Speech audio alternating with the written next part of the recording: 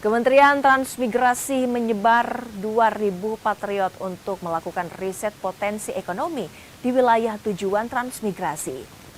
Kementrans juga mengajak para mahasiswa ikut berkontribusi dalam program Patriot.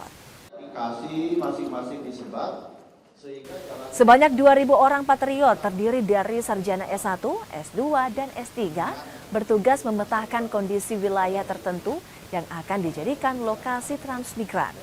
Pemetaan dilakukan untuk melihat potensi ekonomi dan memastikan lokasi transmigran dapat menunjang kehidupan transmigran. Menteri Transmigrasi juga mengajak mahasiswa melihat transmigrasi sebagai peluang meningkatkan taraf hidup di wilayah yang dipilih sebagai lokasi transmigrasi.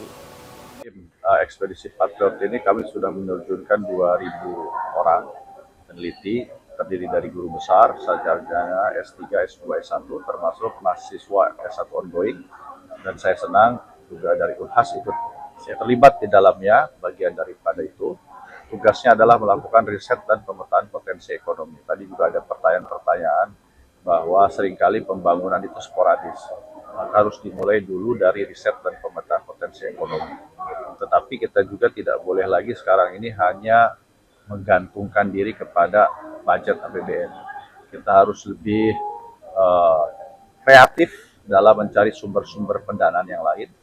Saya juga tadi sampaikan bahwa Unhas itu bisa menjadi salah satu referensi bagaimana Unhas melihat diri dan lingkungannya, melihat potensi pasar. Wah, ini cocok kalau misalkan di lahannya Unhas kemudian dibangun hotel, misalkan seperti hotel Unhas ini. Sesaat lagi, saudara, pelaku penembakan yang menewaskan seorang warga saat tawuran di Berwangin, Makassar ditangkap. Pelaku menembak korban dengan senapan angin modifikasi. Kami akan kembali, saudara, usai jeda.